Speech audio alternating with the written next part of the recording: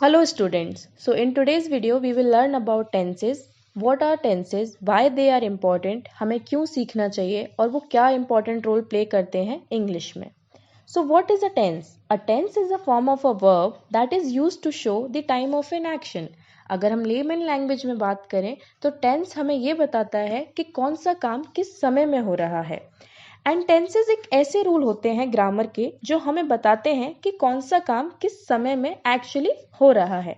तो in short हम बोल सकते हैं कि टेंसेज दो चीज़ों पे बेस्ड होते हैं जो कि है time and work. Based on time they are divided into three categories: present, past and future. Based on work, they are divided into four categories: indefinite, perfect, continuous, perfect continuous. So अगर हम इनकी categories को मिला के देखें तो we have tenses in 12 forms.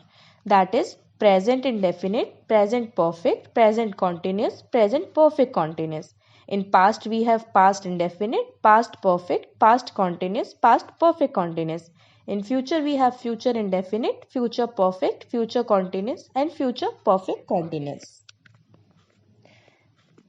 Now why it is important to learn tenses? See, हमारी 70% English tenses पे ही based होती है. So in order to learn English, it is very much important to learn tenses first.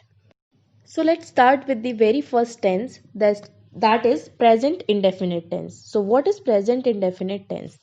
See, we use this present indefinite tense in order to tell our schedule, habit, plan and routine. So हम बोल सकते हैं कि present indefinite tense generally हम use करते हैं जब हमें किसी का शेड्यूल बताना है या किसी की आदत बतानी है या किसी के प्लान बताने हैं या फिर किसी की दिनचर्या, दैट इज़ रूटीन बताना है. अब हम इन्हें पहचानेंगे कैसे हिंदी में? तो अगर आप कोई भी हिंदी का सेंटेंस देखो जो कि एंड हो रहा है ता से, ती से, ते से, देन वो सेंटेंस प्रेजेंट इंडेफिनिट टेंस का है. जैसे कि let's take an example in order to understand it much better. मैं स्कूल जाता हूँ, मेरी माँ खाना पकाती है, मेरे मामा मामी आते हैं. So you can see that the sentence are ending with ता है, ती है एंड ते है. So whenever in Hindi the sentence are ending with these things, the tense is present indefinite tense. So now we have subcategories of each and every tense, that is affirmative, negative, interrogative and double interrogative. So let's talk about affirmative first. In these type of sentence we talk in yes. हमेशा हाँ में बात होती है इस type के sentence में. जैसे एग्जाम्पल, मैं ये काम करता हूँ, तो यहाँ पे मैं ये अफर्मेशन दे रही हूँ, यानी कि मैं मान रही हूँ इस बात को कि मैं ये काम करती हूँ. So we will start now with the rule first. So what is the rule for present indefinite tense under affirmative? The rule is subject plus main verb first form plus S या E S plus object. Now when we have used s या es, so let's discuss the usage of s and es and then we'll move further. We use s and es when we talk about third person, also when the third person is singular. So हम यहाँ पे जब usage बात कर रहे हैं s या es की, तो यहाँ पे हमारा s और es तभी यूज़ होता है जब हम थर्ड पार्टी की बात कर रहे हैं और वो थर्ड पार्टी क्या है? Singular.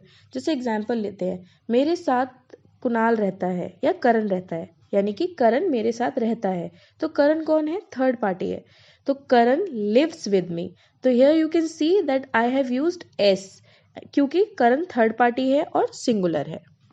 Now let's move forward towards negative under present indefinite tense. So the rule for negative are subject plus do या does plus not plus main verb की first form plus object. Do लगता है plural के साथ और does लगता है singular के साथ. And always put do with I.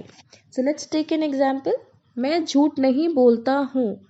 In this sentence, talk about habit as well as in the end ता is used. मैं झूठ नहीं बोलता हूँ ये मेरी हैबिट है और लास्ट में ता भी यूज़ किया गया है. सो ये तो हमें पता ही चल चुका है कि ये प्रेजेंट इंडेफिनिट टेंस है. So let's make a English for this sentence. I do not tell a lie. So as you can see do हमने इसलिए यूज़ किया बिकॉज यहाँ पे प्लूरल है, आई के साथ हमेशा डू यूज़ करते हैं, और नॉट लग गया because it is a negative sentence, और झूठ ना बोलने को बोलते हैं tell a lie. So I do not tell a lie. So next is interrogative under same present indefinite tense. In this type of sentence we ask question. Interrogative में क्या करते हैं, हम क्वेश्चंस आस्क करते हैं, पूछते हैं। कभी भी इंटेरोगेटिव सेंटेंस स्टार्ट होगा तो उसकी शुरुआत में ही हेल्पिंग वर्ब लगेगी। दैट मीन्स डू या डज जो भी हम यूज़ कर रहे हैं वो स्टार्टिंग में ही लगेगी। और इसका हिंदी में सेंटेंस भी जो स्टार्ट होगा वो क्वेश्चनेबल फॉर्म में होगा। जैसे क्या तुम खेलते हो, do you play, question mark. Question mark is the mark of interrogation which is very much important to put. अगर आपने क्वेश्चन मार्क नहीं लगाया तो वो सेंटेंस इंटेरोगेटिव नहीं बनेगा, मतलब कि वो क्वेश्चनेबल फॉर्म में नहीं बनेगा। Let's take another example. क्या तुम वहाँ रहते हो, do you live there, question mark. So this is how we can identify कि इंटेरोगेटिव सेंटेंस हमें कैसे बनाने होते हैं। Then we have double interrogative sentence. When the WH family comes in between the sentence, it is always double interrogative sentence. Ab now what is WH family? WH family is like what, when, where, how, who. So if they come in between the sentence in Hindi, then it is a double interrogative sentence. So example can be तुम क्यों रो रहे हो. So as you can see, क्यों जो आया है वो sentence के बीच में आया है हिंदी के। जब हम इसकी इंग्लिश बनाएंगे तो ये सेंटेंस स्टार्ट होगा क्योंकि इंग्लिश से। That is why are you crying, question mark. Question mark मत भूलिएगा बिकॉज वो मार्क ऑफ इंटेरोगेशन होता है और वो बहुत ही ज़्यादा ज़रूरी होता है। सो डबल इंटेरोगेशन का यही पहचान है कि हिंदी में सेंटेंस के बीच में WH फैमिली आएगी और जब हम उसकी इंग्लिश बनाएंगे तो स्टार्टिंग में आएगी। And that's how we will complete present indefinite tense. So now let's move toward second form of present tense, that is present continuous. In present continuous tense we talk about the ongoing process of a work. यहाँ पे हम बात करते हैं जो भी काम चल रहा है उसके बारे में। अब हम इसको आइडेंटिफाई कैसे करेंगे हिंदी में? अगर हिंदी में कोई भी सेंटेंस रहा है, रही है और रहे हैं से एंड होगा तो यानी कि हम बात कर रहे हैं प्रेजेंट कॉन्टिन्यूस टेंस की। अगर हम कॉन्टिन्यूस का लिटरल मीनिंग भी देखें तो उसका मतलब भी होता है किसी चीज़ के चलते रहना। सो सिंपल यहाँ पर भी वही रूल अप्लाई होगा। जो हेल्पिंग वर्ब हम यूज़ करेंगे प्रेजेंट कॉन्टिन्यूस में वो होगी हमारी इज, एम, आर। सो अब हम सब कैटेगरीज पढ़ेंगे जैसे कि affirmative, negative, interrogative and double interrogative for better understanding of present continuous tense. So first is affirmative. For affirmative, let's just look at the rule for affirmative, which is subject plus helping verb plus main verb first form plus ing plus object. Example can be मैं आ रहा हूँ, I am coming. आने को हम कम बोलते हैं और यहाँ पे हम जब प्रेजेंट कॉन्टिन्यूस की बात करते हैं तो ing जोड़ते हैं मेन वर्ब के साथ। तो यहाँ पे हमने ing जोड़ दिया कम के साथ तो it become coming. So I am coming. Up next we have negative. So for negative, the rule is subject plus is-mr, which is helping verb, plus not, plus main verb, plus ing, plus object. Let's take an example. तुम्हारा भाई तुम्हें नहीं बुला रहा है. So your brother is not calling you. यहाँ पे जो ध्यान देने वाली बात है वो ये है नेगेटिव में कि not का यूज होता है आफ्टर हेल्पिंग वर्ब और ing तो हम लगा ही रहे हैं कॉन्टिन्यूस में. So your brother is not calling you. Then up next we have interrogative. Interrogative में हमारी जो सबसे ज़्यादा ध्यान देने वाली बात होती है वो ये है कि रूल में इसमें हेल्पिंग वर्ब पहले आती है और हेल्पिंग वर्ब यहाँ पे क्या है, is, am, are. So is, am, are plus subject plus main verb plus ing plus object. Interrogative में हम हमेशा क्वेश्चन फॉर्म में पूछते हैं इसलिए यहाँ पे क्वेश्चन मार्क बहुत ही इंपॉर्टेंट रोल प्ले करता है. अब लेट्स टेक एन एग्जाम्पल. क्या तुम मुझसे बात कर रहे हो, क्वेश्चन मार्क. सो हमने जैसे कि बात की हेल्पिंग वर्ब पहले आती है तो हेल्पिंग वर्ब यहाँ पे आ गई आर, देन तुम्हारी की इंग्लिश आ गई तुम का यू, बात करने का टॉक, ing जुड़ गई तो ing के साथ वो टॉकिंग हो गया to me. So are you talking to me, question mark. तो इसमें हम मार्क ऑफ इंटेरोगेशन लगाना बहुत ही ज़रूरी है. Then we have double interrogative. Double interrogative का रूल रहता है सेम जैसे कि हमने अर्लियर भी डिस्कस किया है.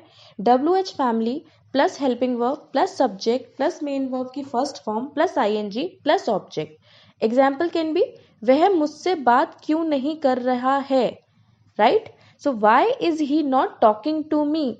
हमने बात की थी कि डबल इंटेरोगेटिव में जब हम हिंदी में सेंटेंस की बात करेंगे तो WH फैमिली बीच में आती है और जब हम उसकी इंग्लिश बनाते हैं तो WH फैमिली की जो इंग्लिश बनती है जैसे क्यों की इंग्लिश यहाँ पे वाई बनी है वो सेंटेंस के स्टार्टिंग में आती है. So this is how we will complete present continuous tense.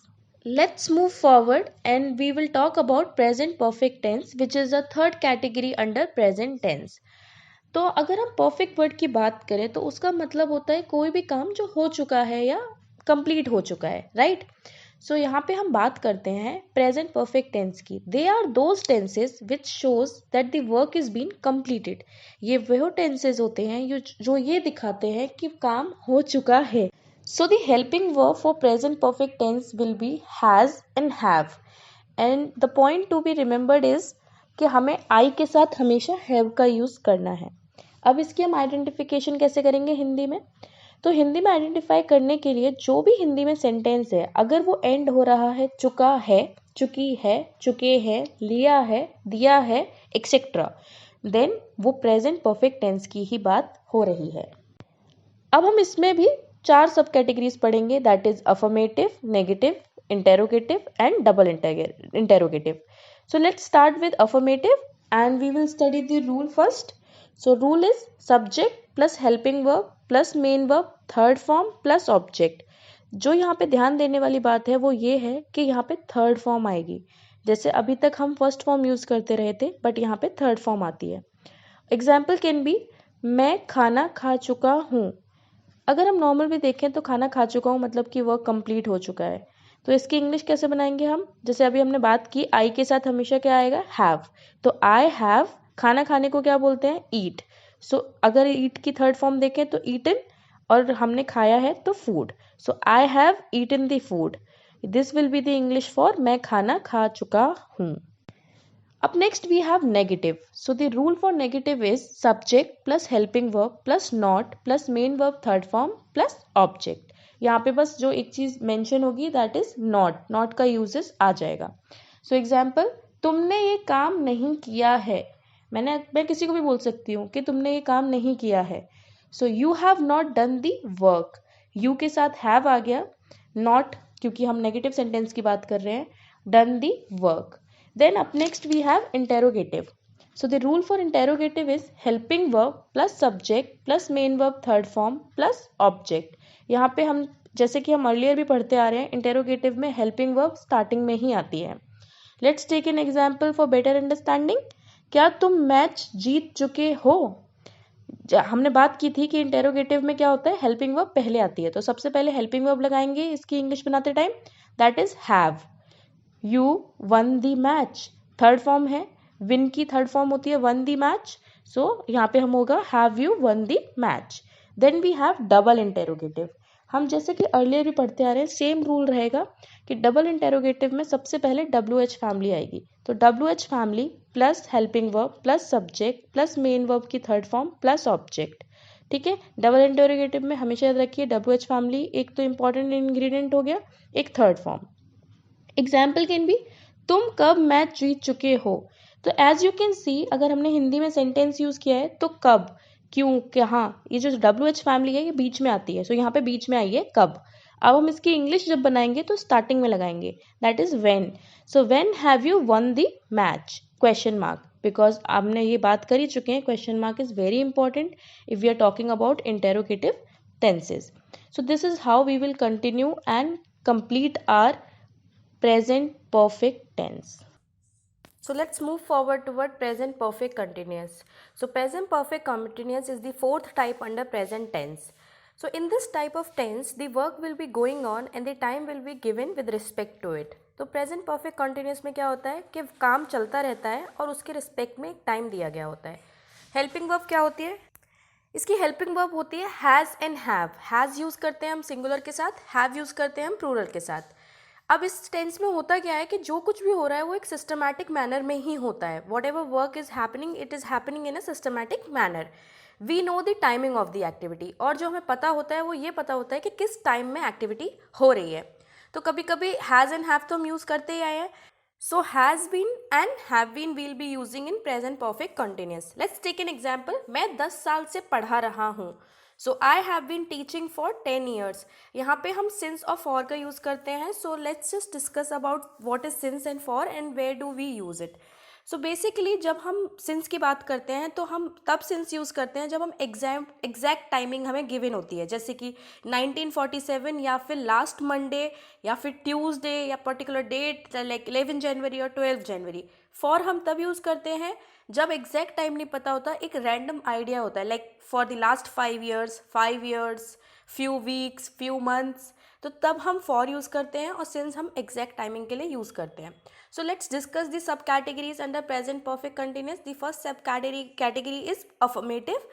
Then the rule for affirmative is subject plus helping verb plus main verb first form plus ing plus object plus since या for. अब इसमें example हो सकता है, मैं सुबह से आपका इंतज़ार कर रहा हूँ। तो जो आइडेंटिफिकेशन है वो तो इंतज़ार करने की, वो कर रहा हूँ, रही हूँ हो गया, और सुबह से तो एक टाइम स्पेसिफिक दिया है और काम चल भी रहा है अभी तक, इसलिए ये प्रेजेंट परफेक्ट कॉन्टिन्यूस हो गए। Let's make the English for it. I के साथ हमेशा हैव यूज़ होता है और हम बीन यूज़ करते हैं प्रेजेंट परफेक्ट कॉन्टिन्यूस में। सो आई हैव बीन, इंतज़ार करने का मतलब वेट, और ing जुड़ के वेटिंग हो गया। So I have been waiting for you since morning. Then we have negative. So rule for negative is subject plus has and have plus not plus been plus main verb first form plus ing plus object plus since या for according to the situation. Now the point which we need to keep in mind is that कि negative में has and have के बाद not आता है, फिर हम been लगाते हैं। Let's take an example. आपका बेटा 2 दिन से स्कूल नहीं आ रहा है, तो your son has not been coming to school for 2 days.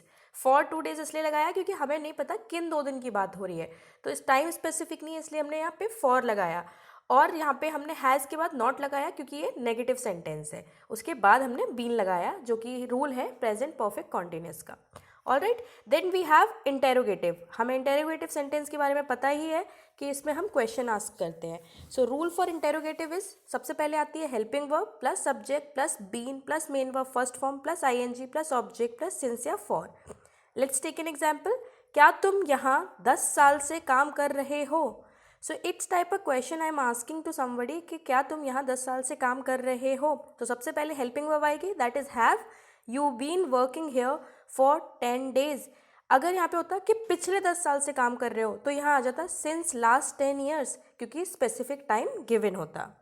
Then we have double interrogative. हमें पता ही है डबल इंटेरोगेटिव में WH फैमिली का बहुत इंपॉर्टेंट रोल होता है। So the rule for double interrogative is WH family plus helping verb plus subject plus been plus main verb first form plus ing plus object plus since या for।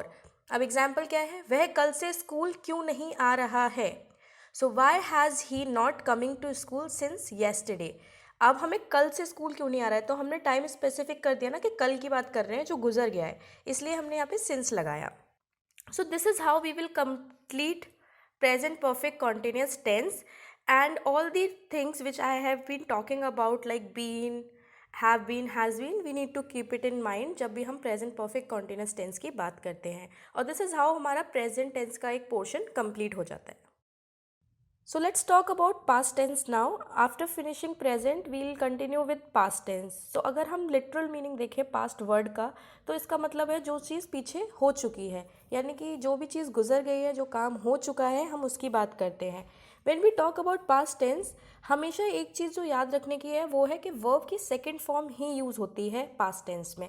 ये हमारे लिए थोड़ा easy हो जाएगा in order to learn, कि अगर हमें ये पता रहेगा कि इसमें main verb की second form यूज़ होती है।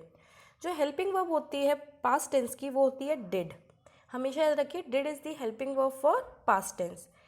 अब आइडेंटिफिकेशन क्या होती है, अब हमें ये भी तो पता लगाना है कि आइडेंटिफिकेशन क्या होती है इसकी हिंदी में। तो हिंदी में इसकी आइडेंटिफिकेशन होती है if this sentence ends with आ, ई, ए, ओ, ता, था, ती, थी, ते, थे et cetera, then it is past tense और पास्ट इंडेफिनिट। जो भी मैंने अभी हिंदी में शब्द बताए, अगर इससे कोई भी सेंटेंस एंड हो रहा है हिंदी में, तो उसको हम पास्ट इंडेफिनिट टेंस कहते हैं। अब ऑब्वियसली हमारे पास जो सब 4 कैटेगरी हैं, हम 1 by 1 पढ़ेंगे। सो let's talk about past indefinite first. And past indefinite में सबसे पहले सब कैटेगरी की बात करते हैं अफर्मेटिव की। So what is the rule for affirmative? The rule for affirmative is subject plus main verb की सेकेंड फॉर्म प्लस ऑब्जेक्ट।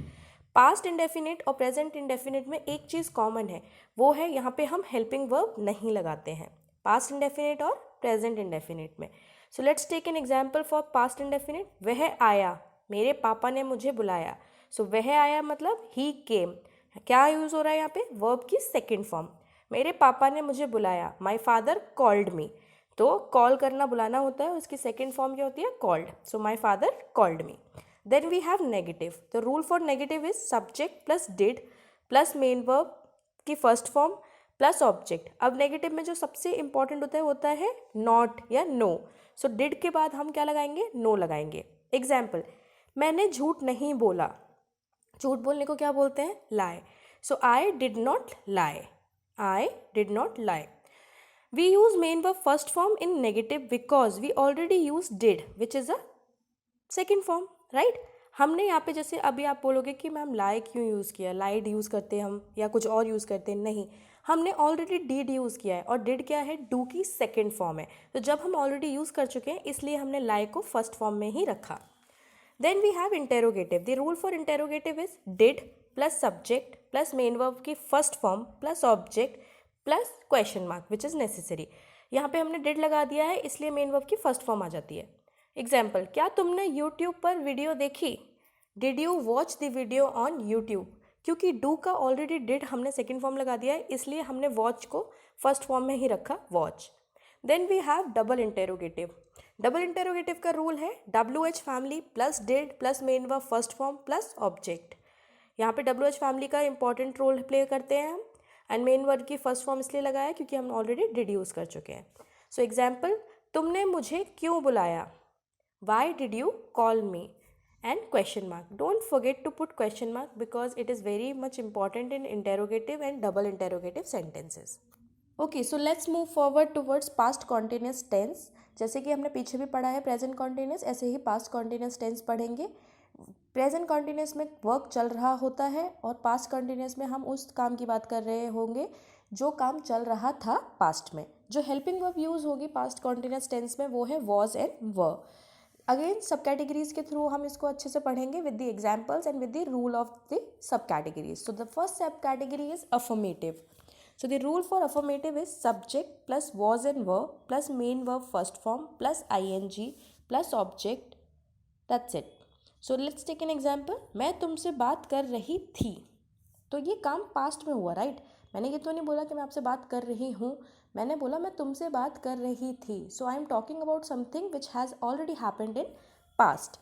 सो इसकी इंग्लिश क्या होगी, मैं की आई हो गई। यहाँ पे हमने बोला हेल्पिंग वर्ब क्या है, वॉज एंड वर, सो आई के साथ वॉज लग गया। आई वॉज, बात करने को टॉक बोलते हैं, यहाँ पे आई का यूज़ कर रहे हैं तो आई लग के टॉकिंग हो गया। So I was talking to you will be the English for मैं तुमसे बात कर रही थी। अब next we have negative. So the rule for negative is subject plus was and were plus not plus main verb first form plus I plus object. Negative में बस जो चीज़ हमें सबसे इंपॉर्टेंट होती है वो होता है usage of not. So was and were यानी कि हेल्पिंग वर्ब के बाद हम नॉट लगाएंगे। सो अगर हम एग्जाम्पल लें तो let's talk about the example. मैं झूठ नहीं बोल रही थी, यानी कि मैं फिर से पास्ट की बात कर रही हूँ। So I was not telling a lie. So this is how we will just look at the negative sentence. Then we have interrogative. Interrogative में as we know that we ask question. So the rule for interrogative will be helping verb सबसे पहले आती है। सो यहाँ की helping verb क्या है, was and were. So was and were plus subject plus main verb first form plus ing plus object. An example can be, क्या तुम क्रिकेट खेल रहे थे? Again I am asking about past. Alright. So were you playing cricket? तुम plural हो गया तो इसलिए हमने यहाँ पे वर लगा दिया क्योंकि हेल्पिंग वर्ब भी है यहाँ की was and were. So were you playing cricket? Then we have double interrogative and double interrogative का मेन जो इंग्रेडिएंट है जो हमें याद रखना है that is WH family. So WH family plus helping verb plus subject plus main verb first form plus ing plus object. Let's take an example for better understanding. तुम क्या कर रहे थे? So what were you doing? या फिर तुम कब कर रहे थे? तो when were you doing? So this is how we will continue and we will complete past continuous tense. Let's move forward towards past perfect tense which is a third category under past tense. जैसे कि हमने present perfect पढ़ा वैसे ही हम past perfect भी पढ़ेंगे। यहाँ पे वहाँ पे भी यही सेम डिफरेंस है, वहाँ प्रेजेंट की बात कर रहे थे, यहाँ पे हम किस चीज़ की बात करेंगे, पास्ट की बात करेंगे। So the helping verb for past perfect tense will be had. Okay, and in this the work will be done in the past only. काम कंप्लीट हो चुका है और कब हो चुका है? पास्ट में ही कंप्लीट हो चुका है. दीज टेंसेज एंड्स विथ चुका था, चुके थे एंड चुकी थी. अगर हिंदी में हम आइडेंटिफिकेशन की बात कर रहे हैं तो जो भी हिंदी के सेंटेंस एंड हो रहे हैं चुका था, चुकी थी, चुके थे, तो वो हमेशा किसके अंदर आएंगे? पास्ट परफेक्ट टेंस के. If the work is been completed in the past itself then it will be coming under this tense. अगर पास्ट में ही वो काम चल रहा था और कंप्लीट भी हो गया तो वो इसी के अंडर आएगा, पास्ट परफेक्ट टेंस के. Again we will study it by sub categories, that is like affirmative, negative, interrogative and double interrogative. So let's talk about first tense, first category, that is affirmative.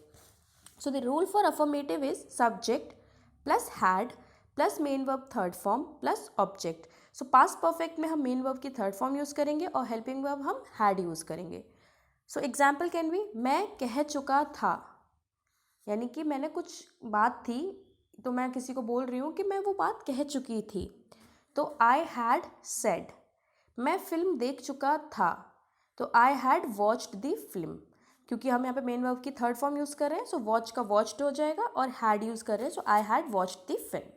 Then we have negative, subject plus had plus not plus main verb third form plus object. Example can be मैंने उसे गाली नहीं दी थी. कभी कभी होता है ना कि आपसे कोई पूछता है कि ओके आपने गाली दी थी, तो आप बोलते हो नहीं मैंने उसे गाली नहीं दी थी. तो अगर इसकी इंग्लिश बनानी हो तो कैसे बनाएंगे? आई had not abused him. Abuse करना फर्स्ट फॉर्म होता है, उसका अब्यूज्ड हो गया क्योंकि वो थर्ड फॉर्म है, और हैड ऑब्वियसली हम बात कर रहे हैं कि वो हेल्पिंग वर्ब है, so I had not abused him. Then we have interrogative.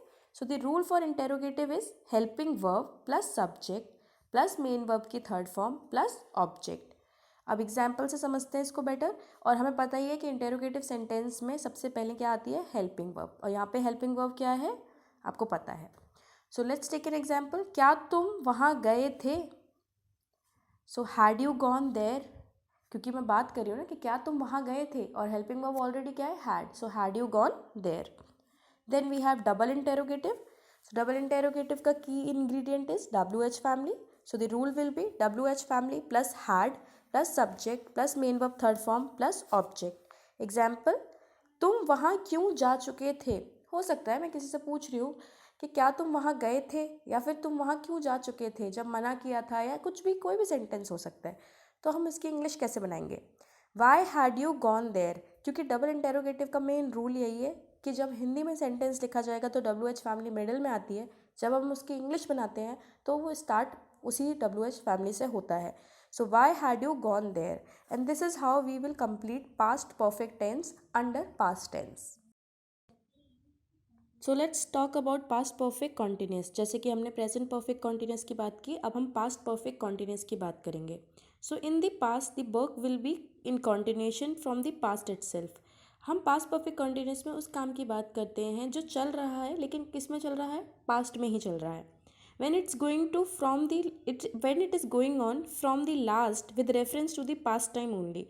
जब ये पीछे से ही चल रहा है और किसी रेफरेंस ऑफ टाइम के साथ चल रहा है तो हम इसको पास्ट परफेक्ट कॉन्टिन्यूस बोलते हैं. बेसिकली पास्ट परफेक्ट कॉन्टिन्यूस या present perfect continuous they are not needed so much in the English, but हाँ इसको यूज़ करना ही पड़ेगा because they are part of grammar and we have to study.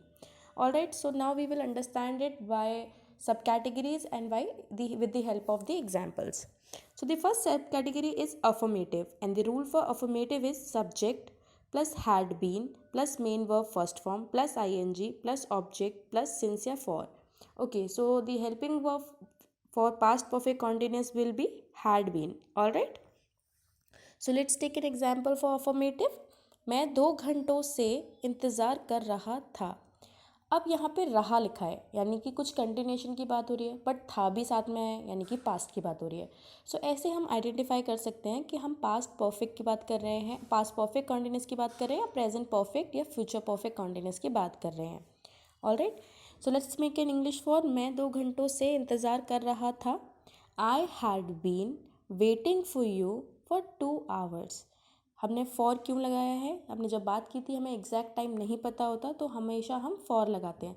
अब यहाँ पे 2 घंटों की बात हुई है बट हमें एग्जैक्टली नहीं पता कि किन 2 घंटों की बात हुई है, इसलिए हमने यहाँ पे फॉर लगाया है. और हेल्पिंग वर्ब हैड बीन है इसलिए हमने हैड बीन लगाया है। आईएनजी इसलिए जुड़ेगा because it's part of continuous also, and had इसलिए लगाया because it's part of perfect also. So let's move forward towards negative, and the rule for negative is subject plus had plus not plus been plus main verb first form plus ing plus object plus since या for according to the situation। इसमें बस हमें जो चीज़ याद रखनी है वो ये है कि had के बाद not आएगा, उसके बाद been आएगा। So let's take an example। मैं 2 दिन से खाना नहीं खा रहा था। मैं 2 दिन से खाना नहीं खा रहा था। तो मैं की इंग्लिश आए हो गई, हैड हेल्पिंग वर्ब है, नॉट हम लगाएंगे उसके बाद, फिर बीन लगाएंगे। खाना खाने को ईट बोलते हैं बट यहाँ आईएनजी भी लगेगा। सो ईटिंग फूड फॉर 2 days। हमें नहीं पता कि किन 2 दिन की बात हो रही है, इसलिए हमने यहाँ पे क्या यूज़ किया, फॉर यूज़ किया। Then we have interrogative. So the rule for interrogative is had plus subject plus been plus main verb first form plus ING plus object plus since या फॉर। अब हैड क्योंकि हमें पता है helping verb पहले आती है जब हम इंटेरोगेटिव सेंटेंसेस की बात करते हैं। Let's take an example. क्या तुम यहाँ 5 घंटे से खड़े रहे थे? So had you been standing here for 5 hours। या अगर हम बात करते हैं कि क्या तुम यहाँ पिछले 5 घंटे से खड़े रहे थे, तो यहाँ पे यूज़ होता है had you been standing here since last 5 hours। So accordingly we'll use. Then we have double interrogative, and double interrogative का रूल हमें पता ही है कि WH family plays an important role. So WH family plus had plus subject plus been plus main verb first form plus ing plus object plus since या for according to the situation। So now let's talk about the example। तुम यहाँ पिछले 2 घंटे से क्यों खड़े रहे थे? तुम यहाँ पिछले 2 घंटे से क्यों खड़े रहे थे? So why had you been standing here for last 2 hours? Why had you been standing here for last 2 hours? And this is how we will continue and complete past perfect continuous। we will continue and as in we will continue with the tenses, but we have completed past perfect continuous tense। so let's move forward and talk about future tense। अगर हम literal meaning बात करें future word की, तो इसका मतलब है भविष्य में होने वाली चीज़ें या भविष्य में होने वाला काम। जो भी चीज़ें भविष्य को दर्शाती हैं हम उनको फ्यूचर टेंस में बात करते हैं। A tense expressing an action that has not yet happened or a state that does not yet exist but expected to happen in the future। that means अभी तक जो काम नहीं हुआ है और हो भी नहीं रहा है बट एक्सपेक्टेड है कि वो फ्यूचर में होगा, वो सारा का सारा हम फ्यूचर टेंस में पढ़ते हैं। अब आइडेंटिफिकेशन क्या होती है इनकी हिंदी में? अगर हम हिंदी में आइडेंटिफिकेशन की बात करें तो sentences which are ending with होगा, होगी एंड होगे, they are come under future tense. जैसे कि गा, गी, गे, जब भी हम हिंदी में सेंटेंस की बात करेंगे अगर वो इन शब्दों से एंड हो रहे हैं तो वो फ्यूचर टेंस में ही आएंगे। जो हेल्पिंग वर्ब है फ्यूचर टेंस की वो विल और शैल रहती है। जो भी इसमें ऐड होगा या डिक्रीज होगा वो हम आने वाली वीडियोज़ में पढ़ेंगे जब टेंसेस के फॉर्म चेंज होंगे, सब कैटेगरीज चेंज होगी। जैसे कि अब हम जो बात कर रहे थे गा, गी, गे, अगर हम बात करें एग्जाम्पल की तो मैं जाऊँगा, आई शैल गो। गा आया इसमें यानी कि हम फ्यूचर टेंस की बात कर रहे हैं। Let's start the future tense by reading about and knowing about the sub categories and knowing about some example. So the first subcategory is affirmative, and the rule for affirmative is subject plus will या shall, that is helping verb plus main verb की first form plus object। Example can be मैं खाना खाऊंगी, so I shall eat the food। खाना खाने को हम eat बोलते हैं, so I shall eat the food। and shall और will का जो usage है I'll tell you how to use shall and will। alright, so now we will see the usage of will and shall।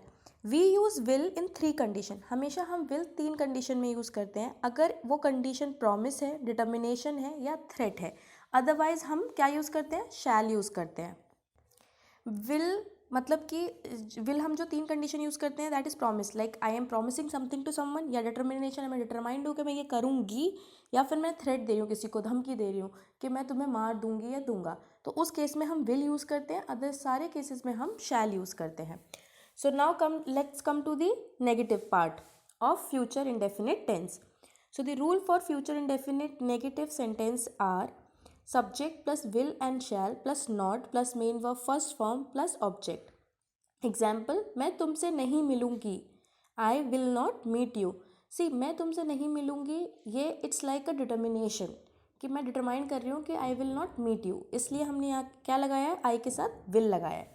Then we have interrogative, and the rule for interrogative is helping verb plus subject plus will या shall plus main verb की first form plus object. Depend करता है कि क्या आ रहा है, उसके according हम लगाएंगे. ठीक है. क्या तुम आज आओगे? So I am asking a question. Will you come today? Question mark. Then we have double interrogative. WH family का usage होता है, हम पढ़ते ही आ रहे हैं. So WH family plus helping verb plus subject plus main verb first form plus object. So example can be तुम वहाँ क्यों जाओगे? I am asking a question कि तुम वहाँ क्यों जाओगे? So why will you go there? Question mark. In future indefinite we will always put main verb की first form. क्या हमें याद रखना है कि मेन वर्ब की फर्स्ट फॉर्म यूज़ करते हैं हम फ्यूचर इंडेफिनिट में. जो हेल्पिंग वर्ब है वो विल और शैल रहती है. और विल कब यूज़ होता है, शैल कब यूज़ होता है, ये हम डिस्कस कर चुके हैं. विल यूज़ होता है जब हम प्रॉमिस कर रहे हैं या डिटरमाइन कर रहे हैं या थ्रेट कर रहे हैं. बाकी सारे केसेस में शैल यूज़ होता है. Then we have double interrogative. WH family का यूसेज होता है, हम पढ़ते ही आ रहे हैं. So WH family plus helping verb plus subject plus main verb first form plus object. So example can be तुम वहाँ क्यों जाओगे? I am asking a question कि तुम वहाँ क्यों जाओगे. So why will you go there? Question mark. In future indefinite we will always put main verb की first form.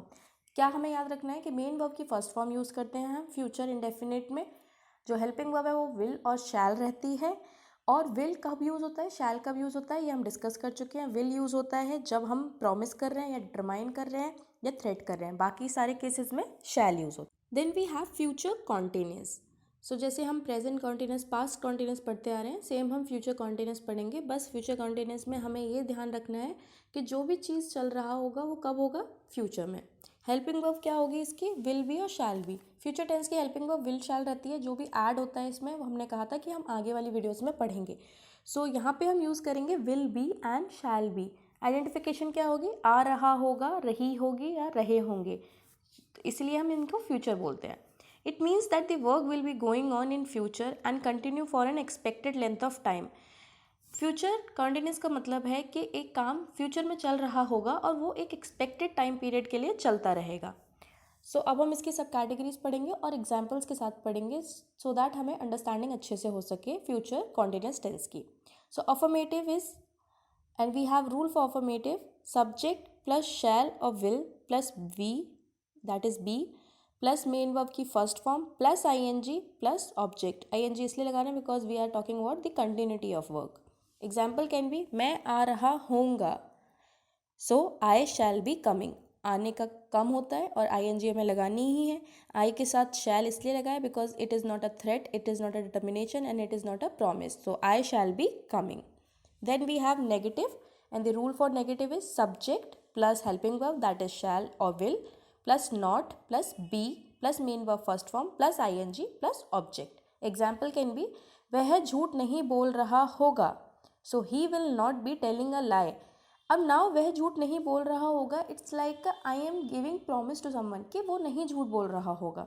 That's why we have used that he will not be telling a lie. अगर let's suppose ये normal sentence है तो आप इसको ऐसे भी लिख सकते हैं that he shall not be telling a lie, depending upon the intensity of the sentence कि आप किस वे में बोल रहे हो. Then we have interrogative. So for interrogative the rule is helping verb plus subject plus be plus main verb की first form plus ing plus object. Example can be क्या वह आ रहा होगा, question mark. So will he be coming, क्योंकि हम किसी से question पूछ रहे हैं कि क्या वह आ रहा होगा, तो will he be coming. Then we have double interrogative, and double interrogative का we know that WH family plays an important role in double interrogative. So WH family plus helping verb plus subject plus be plus main verb first form plus ing plus object. Example can be तुम क्यों नहीं आ रहे होगे. So I am asking somebody कि तुम आने वाले थे तो तुम क्यों नहीं आ रहे होगे. So why you will not be coming. Why इसलिए क्योंकि हमने क्यों यूज़ किया है. You will not be coming, आने को कम बोलते हैं, ing के साथ ये coming हो गया. सो फ्यूचर कॉन्टिन्यूस में जो हमें ध्यान देने वाली बात है वो ये है कि यहाँ पे कुछ काम चल रहा है और एक फ्यूचर में एक्सपेक्टेड टाइम के लिए चल रहा है. विल बी शैल बी इसकी हेल्पिंग वर्ब है और बाकी हम इस पे मेन वर्ब की first form plus ING use करते हैं. So let's move forward and talk about future perfect tense. जैसे कि हमने प्रेजेंट परफेक्ट की बात की, पास्ट परफेक्ट की बात की, सेम मैनर में हम फ्यूचर परफेक्ट पढ़ेंगे. बस डिफरेंस फ्यूचर वर्ड का है दैट इज़, अब हम जो बात करेंगे वो उन चीज़ों की बात करेंगे जो फ्यूचर में होने वाली है। सो हेल्पिंग वर्ब क्या होती है फ्यूचर परफेक्ट टेंस की? तो फ्यूचर परफेक्ट टेंस की हेल्पिंग वर्ब है शैल, विल, एंड जुड़ क्या जाता है इनके साथ? हैव जुड़ जाता है। जैसे कि हमने पहले भी बोला था वीडियोज़ में कि आने वाली वीडियोज़ में कुछ ना कुछ एडिशन होगा, तो that is the addition part is have. And identification कैसे करेंगे हम हिंदी में? हिंदी में आइडेंटिफाई करने के लिए जो भी हिंदी में वाक्य होगा या शब्द होगा, एंड अगर होता है चुका होगा, चुकी होगी, एंड चुके होगे से, तो वो फ्यूचर परफेक्ट का पार्ट है। In this we will use third form. तो हमें जो याद रखने वाली चीज़ है फ्यूचर परफेक्ट में वो है कि हम इसमें थर्ड फॉर्म यूज़ करेंगे मेन वर्ब की, और हमारा जो हेल्पिंग वर्ब रहेगा वो विल शैल के साथ हैव जुड़ जाएगा। So let's start with the first sub categories, that is affirmative. And the rule for affirmative is subject plus will या shall plus have plus main verb की third form plus object. Example can be, तुम आ चुके होगे। तो मैं ये बोल रही हूँ फ्यूचर के टेंस में कि तुम आ चुके होगे, उस टाइम पे तुम आ चुके होगे। So you will have come. That is how we will start with future perfect. Then we have negative. So negative में रूल क्या हो जाएगा? सब्जेक्ट प्लस विल या shall plus not plus have plus main verb की third form plus object. Example can be, तुम खाना नहीं खा चुके होगे। So you will not have eaten the food. हमने यहाँ बात की है कि मेन वर्ब की थर्ड फॉर्म की बात होती है, इसलिए यहाँ पे ईट का ईटन हो गया है। एंड देन हमारे पास होता है इंटेरोगेटिव टेंस। अब इंटेरोगेटिव में हमें पता ही है कि हम क्वेश्चन पूछते हैं, तो जो रूल हो जाएगा वो हो जाएगा will shall plus subject plus have plus main verb की third form plus object. Example can be, क्या तुम वहाँ जा चुके होगे? क्या तुम वहाँ जा चुके होगे? So will you have gone there, जाने का गो, इसलिए यहाँ पे थर्ड फॉर्म क्या होगी? Gone. So will you have gone there. Then we have double interrogative. हमें पता है कि की इंग्रेडिएंट डबल इंटेरोगेटिव का WH फैमिली होता है। So rule for double interrogative will be WH family plus helping verb plus subject plus have plus main verb की third form plus object. Example can be, मैं क्यों खाना खा चुका होऊंगा। अब मैं पूछ रहा हूँ कि मैं क्यों खाना खा चुका होऊंगा जब मुझे पसंद नहीं है, या whatever the addition subtraction in the sentence. Then English बनाएंगे इसकी, तो why will I have eaten the food. So हमें हमेशा बस ये याद रखना है कि जब भी WH फैमिली आती है तो हिंदी में उसको बीच में लगाते हैं, और इंग्लिश जब हम उसकी बनाते हैं तो हम स्टार्टिंग में लगाते हैं। Now the usage of will depend upon the situation in which the sentence is being said. जो भी हम ये विल शैल यूज़ करते हैं, एक तो हमने आपको बताया कि विल तब यूज़ करते हैं जब 3 कंडीशन होती हैं, प्रॉमिस हो रहा है, डिटर्मिनेशन हो रहा है, या थ्रेट हो रहा है। एक और चीज़ है कि विल हमें सिचुएशन वाइज भी यूज़ करना है कि हम किस टोन में बात कर रहे हैं, उसके अकॉर्डिंग हम विल और शैल का यूज़ करेंगे। And this is how we will complete future perfect tense. Let's talk about future perfect continuous, which is the last tense under future tense and which is the last tense under all the tenses. So the helping verb for future perfect continuous will be will have been, shall have been, and इसमें main verb की first form आएगी और उसके साथ हम ing लगाएंगे। Main verb की first form के साथ ing लगाएंगे because we are talking about continuity, and यहाँ पे will have been and shall have been लगाएंगे because we are talking about the perfect nature in future. So we are talking about future perfect continuation. अब यहाँ पे identification की बात आती है कि हम आइडेंटिफाई कैसे करेंगे कि मैम हम फ्यूचर परफेक्ट कॉन्टिन्यूस की बात कर रहे हैं। सो जो भी काम हो रहा है फ्यूचर में और किसी टाइम से लेके हो रहा है, दैट मीन्स 2 घंटे से जा रहा हूँ, 2 घंटे से जा रहा होऊंगा, 2 घंटे से आ रहा होऊंगा। So when with respect to time जो काम फ्यूचर में हो रहा होगा उसमें हम फ्यूचर परफेक्ट कॉन्टिन्यूस का यूज़ करते हैं। In this type of tense, it describe action that will continue up until a point of time in the future. यानी कि हम इसमें एक ऐसी एक्शन की बात कर रहे हैं जो फ्यूचर में होता रहेगा एक पर्टिकुलर पीरियड ऑफ टाइम तक।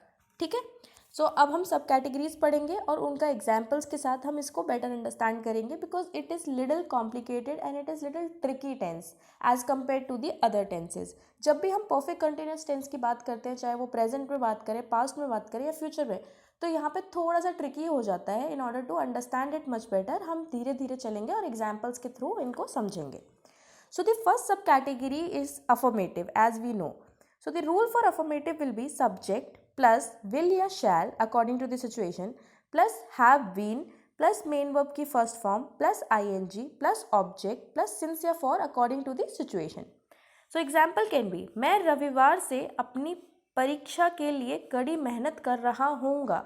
सी हम ऐसे बात करते हैं ना कि आने वाले टाइम में मैं ऐसे पढ़ रहा हूँगा, मेरी ये स्ट्रैटेजी है। सो यहाँ पे मैं बोल रही हूँ कि मैं रविवार से अपनी परीक्षा के लिए कड़ी मेहनत कर रही होंगी। आई नो कि ये जब हम हिंदी में लिखते हैं तो बहुत लंबा सेंटेंस लगता है, तो हम डर जाते हैं कि अरे हम इसकी इंग्लिश कैसे बनाएंगे, बट इट्स ईजी। हम ब्रेकेज में आराम आराम से इंग्लिश बनाएंगे इसकी। आई की इंग्लिश, मैं की इंग्लिश आई होती है, हमने लिख दिया, ठीक है। अब शैल यूज़ किया क्योंकि it is not a complete determination, तो हमने शैल यूज़ किया। हैव बीन इसलिए यूज़ किया क्योंकि हम फ्यूचर परफेक्ट कॉन्टिन्यूअस टेंस की बात कर रहे हैं, जिसकी हेल्पिंग वर्ब ही शैल हैव बीन या विल हैव बीन है। So I shall have been, ING जोड़ा है तो स्टडी, पढ़ने को स्टडी बोलते हैं, आईएनजी जोड़ के वो स्टडिंग बन गया। Hard normal English, for my exam since Sunday. Since Sunday इसलिए क्योंकि हमारा टाइम यहाँ पे क्या है, एग्जैक्ट है और नोन है। So I shall have been studying hard for my exam since Sunday. Alright, यहाँ पे हमें जो हिंदी में वाक्य दिया गया होगा लंबा सा, उसको देख के डरना नहीं है, ब्रेकेज करके धीरे धीरे उसकी इंग्लिश बनानी है। Then we have negative, and the rule for negative is subject plus will या shall plus not plus have been plus main verb की first form plus ING plus object plus since या for based on the situation given. Example can be, हम 2 सप्ताह से काम नहीं कर पा रहे होंगे। लेट्स सपोज फ्यूचर में कोई फंक्शन होने वाला है, कुछ भी होने वाला है, तो उसके लिए आप बोल रहे हो कि हम अगले सप्ताह यानी कि आने वाले 2 सप्ताह में काम नहीं कर पा रहे होंगे। तो जब हम इसकी इंग्लिश बनाएंगे तो बनाएंगे we will not have been going to work for 2 weeks. It's like determination नहीं है, बट हाँ आपको पता है, एग्जैक्ट चीज़ पता है कि आप 2 घंटे या 2 सप्ताह में काम नहीं कर पा रहे होंगे, तो इसलिए हमने इसकी इंग्लिश बनाई we will not have been going to work for 2 weeks. Then interrogative आता है। अब इंटेरोगेटिव में हम जानते हैं कि हेल्पिंग वर्ब सबसे पहले आती है, तो हेल्पिंग वर्ब फ्यूचर टेंस की है विल या शैल, तो हम वो लगा देंगे will shall plus subject plus have been plus main verb first form plus ING plus object plus since या for based on the situation. So example can be, क्या राम शनिवार से रात 11 बजे सो रहा होगा। सो द एग्जाम्पल इज, क्या राम शनिवार से रात 11 बजे से सो रहा होगा। So English will be, will Ram have been sleeping at 11 PM since Saturday, because we know Saturday कौन सी बात हो रही है, तो इसलिए हमने यहाँ पे सिंस लगाया। You can put for also, because if the Saturday is not known तो आप फॉर भी लगा सकते हो। Then we have double interrogative, and in double interrogative you know that WH family plays an important and vital role. So WH family plus helping verb plus subject plus have been plus main verb की first form plus ing plus object plus since या for according to the situation. So example can be, Ram शनिवार से रात 11 बजे क्यों नहीं सो रहा होगा या क्यों सो रहा होगा। नहीं लगा दिया तो नॉट आ जाएगा, नहीं लगा रहे हैं तो कोई बात नहीं। सो द राम शनिवार से रात 11 बजे क्यों सो रहा होगा। Why will Ram have been sleeping at 11 PM since Saturday या for Saturday? So simple है, हम जब भी टेंसेस की बात करते हैं, see there are some rules and there are some common senses. आपको दोनों को यूज़ करना है, ऐसा नहीं है कि आपको सिर्फ रट्टाफिकेशन मारना है। और इन वीडियोस को देखने के बाद आई डोंट थिंक कि आपको रट्टाफिकेशन करना पड़ेगा या किसी चीज़ को रटना पड़ेगा। आप बस अपना सा थोड़ा सा प्रेजेंस ऑफ माइंड रखिए, आप सोचिए कि यहाँ पे ये यूज़ होता है, ये यूज़ होता है, एंड बस you can make the sentences and you can speak well and according to the rules and according to the helping verb, according to main verb, आप इंग्लिश बना सकते हैं और आराम से बोल पाएंगे।